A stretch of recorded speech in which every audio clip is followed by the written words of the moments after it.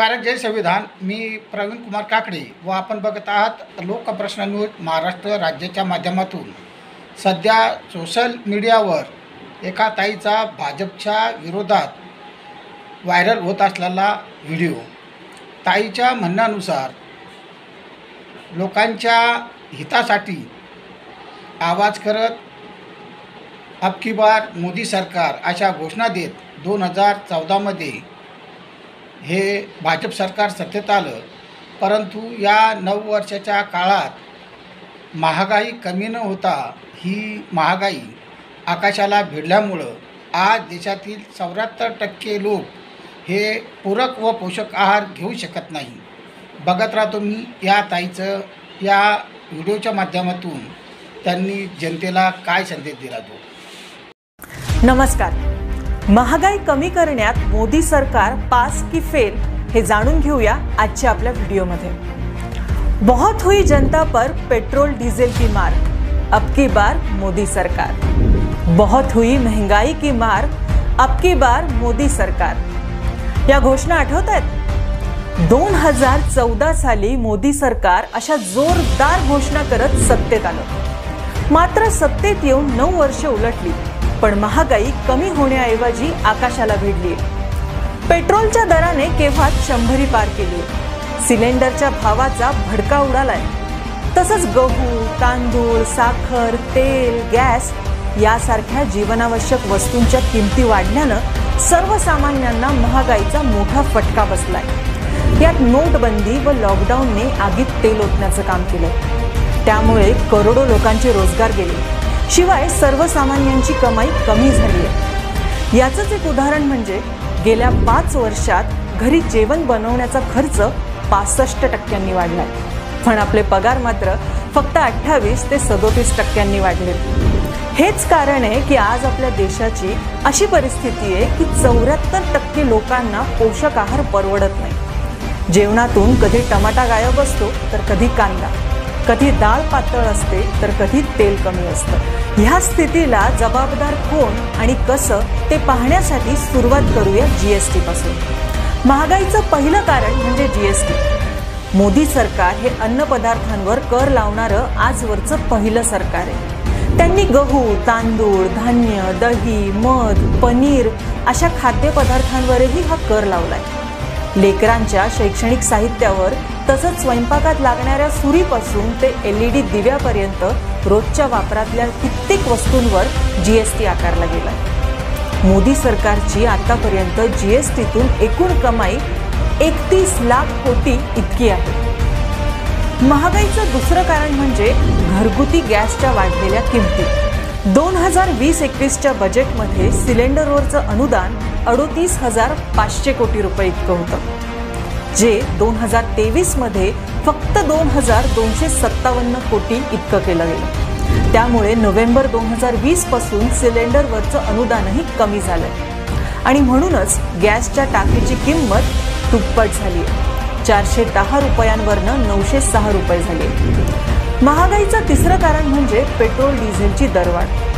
आपल्या सर्वांनाच माहिती आहे की मोदी सरकार सत्तेत येण्या अगोदर म्हणजे 2014 साली पेट्रोल 80 रुपये लिटर होतं, तर डिझेल 62 रुपये लिटर। आज तेच पेट्रोल 106 रुपये लिटर झालंय आणि डिझेल 93 रुपये लिटर झालंय। सरकारने याची अनेक कारणं सांगितली, जसं युक्रेन रशिया युद्धामुळे पेट्रोल डिझेलचे भाव वाढलेत, आंतरराष्ट्रीय बाजारात कच्च्या तेलाची भाववाढ झाली आहे, मोदी सरकारला मनमोहन सिंग सरकारने घेतलेल्या ऑइल बॉन्ड्सची परतफेड करावी लागते। एक एक करून आपण पाहूया की ही कारणं किती खरी होती आणि किती खोटी।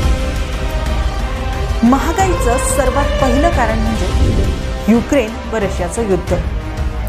खरं तर हे युद्ध कधी सुरू झालं हे आपल्याला पाहावं लागेल। 20 फेब्रुवारी 2022ला युद्ध सुरू झालं, पण पेट्रोल डिझेलचे भाव तर त्याच्या खूप अगोदरपासून वाढलेले आहेत। नोव्हेंबर 2021ला पेट्रोल 115 रुपये लिटर होतं आणि डिझेल 104 रुपये लिटर। त्यामुळे युद्ध हे कारण असूच शकत नाही। दुसरं कारण सांगितलं जातं, आंतरराष्ट्रीय बाजारात कच्च्या तेलाची भाववाढ।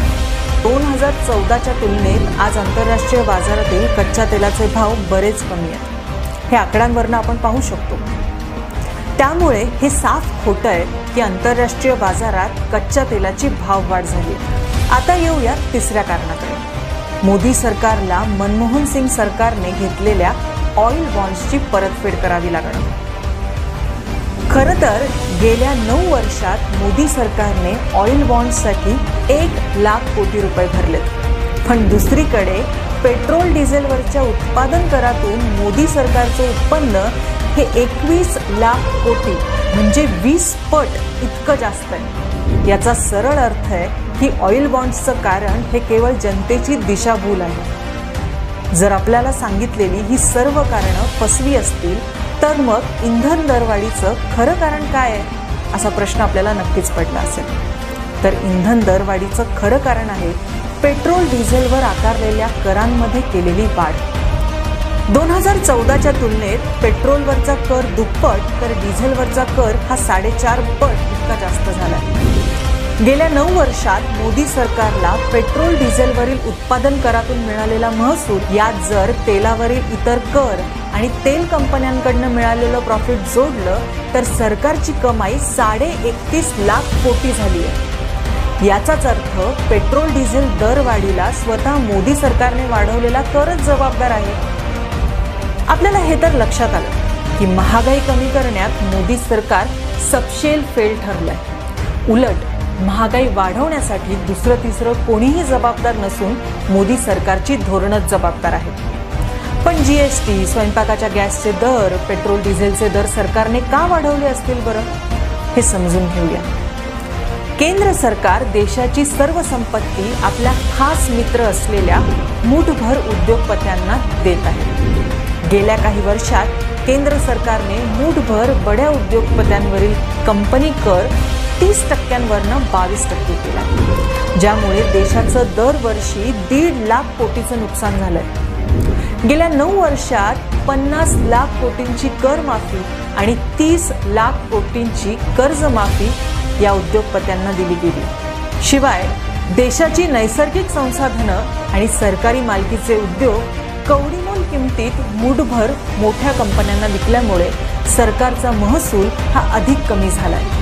सरकार हा महसूल आता सामान्य जनतेवर कर वाढवून वसूल करत आहे. याचा सरळ अर्थ आहे की महागाई हे दुसरं तिसरं काही नसून सरकारने जनतेवर लावलेला अप्रत्यक्ष कर आहे.